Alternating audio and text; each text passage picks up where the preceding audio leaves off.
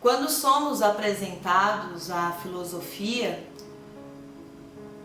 muitas vezes somos apresentados a Sócrates, consequentemente aos seus discípulos Platão e Aristóteles. E Platão tem uma alegoria válida, acredito que pode ser até eternamente para a sociedade, que é o mito da caverna. E o mito da caverna, ele se constitui, ele se faz, né, de uma história muito simples. E algumas pessoas sugerem que Platão reescreveu a história de Sócrates de uma forma mais literária, de uma forma mais ilustrada.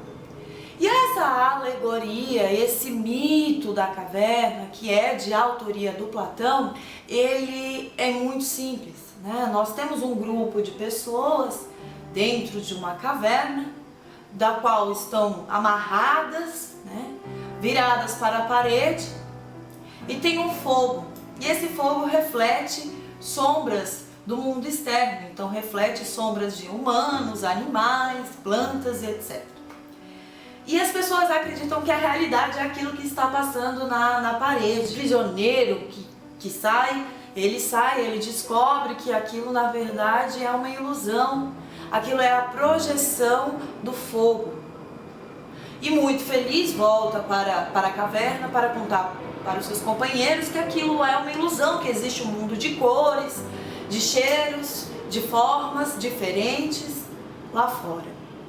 Pois bem, a sociedade, né, aquela pequena sociedade dentro da caverna, não aceita aquela novidade e acaba matando aquele rapaz. O que é muito parecido com a história de Sócrates, que era um questionador, né, e acabou sendo morto aí pelas suas ideias. Sócrates foi forçado a tomar veneno devido aí às suas ideias e por defendê-las até o final. Quando vemos a alegoria da caverna, temos aí a oportunidade de refletir e de abrir um caminho para entender alguns pontos que nós vivemos hoje.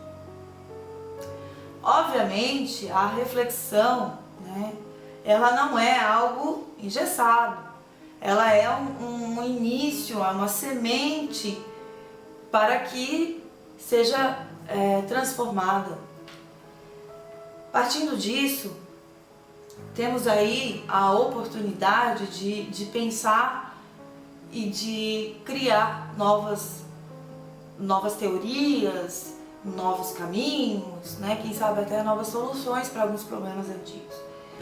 Observando algumas coisas, né? E nós temos aí um assunto muito complicado de se falar e de se expor, que é a educação do nosso país. Desde muito cedo, as crianças são condicionadas, e eu estou falando de comportamento repetitivo, a copiar. Você entrava na sala de aula, a professora começava a escrever e você copiava aquilo. E era só para copiar. Aquele assunto não era discutido, aquele assunto não era desenvolvido. Na verdade, a professora copiava do livro, copiava na lousa e a gente copiava no caderno. Chegava na época de prova, a pergunta da prova era o começo do parágrafo daquele texto que ela passou na lousa, nos obrigando a simplesmente olhar. Muitas das vezes também nós temos perguntas que respondem a outras perguntas, né? Então a questão 10 vai responder a primeira. E passamos mais de 10 anos dentro da escola, passamos mais tempo possível e imaginário de nossa infância, adolescência e idade adulta dentro de uma instituição de ensino. E vamos sendo cada vez mais condicionados a copiar e colar, copiar e colar. Aquele que é questionador ou que não concorda, ele sempre é punido. E isso é muito grave porque quando chegamos na nossa fase adulta, continuamos seguindo esse comportamento. As pessoas, elas não são incentivadas a pensar, a criar, a desenvolver, a questionar. Quando vemos a história da escolaridade no nosso país, descobrimos que matérias como filosofia e psicologia foram retiradas da grade curricular. Isso é algo extremamente triste e extremamente preocupante. Pois se estamos condicionados a copiar e colar e não questionar, o que estamos reproduzindo? Constantemente verifico em algumas redes sociais das quais eu participo a disseminação de informações sem a menor verificação. E obviamente, aquela pessoa que passou a informação foi condicionada há mais de 10 anos a fazer isso. Quando nós estamos diante de um problema, quando estamos diante de um ponto de decisão de nossas vidas, temos muita dificuldade em perguntar para nós mesmos o que queremos, o que desejamos, qual é o objetivo, por que estamos passando por aqui. Porque o questionamento ele não foi incentivado, ele não foi introduzido na nossa educação. E isso impede o desenvolvimento humano, o desenvolvimento da pessoa. Esse condicionamento reproduzido durante anos impossibilita o indivíduo a questionar coisas simples como, por exemplo, quem sou eu? Perguntas direcionadas ao interior e ao mundo das ideias, assim como dizia Platão, ficam extremamente difíceis de ser respondidas, porque nós somos condicionados a somente repetir. Esse tipo de reprodução é muito importante para manter a ordem. Se você não foi ensinado a pensar, questionar e refletir, você perde uma grande parte da capacidade de mudar algo.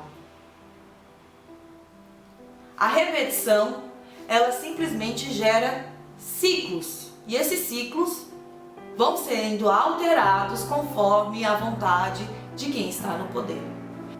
Então é importante a gente refletir o quanto estamos condicionados a apenas reproduzir.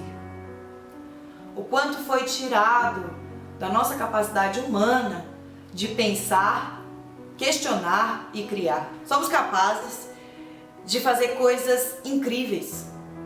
Somos capazes de estocar comida, criar lar. Somos capazes de criar internet. Somos capazes de cuidar das nossas vidas, dos nossos sentimentos e dos nossos interesses. A partir do momento que aprendemos que não somos obrigados a copiar e colar, não somos obrigados a reproduzir, e que podemos sim questionar aquilo que está sendo enfiado goela abaixo.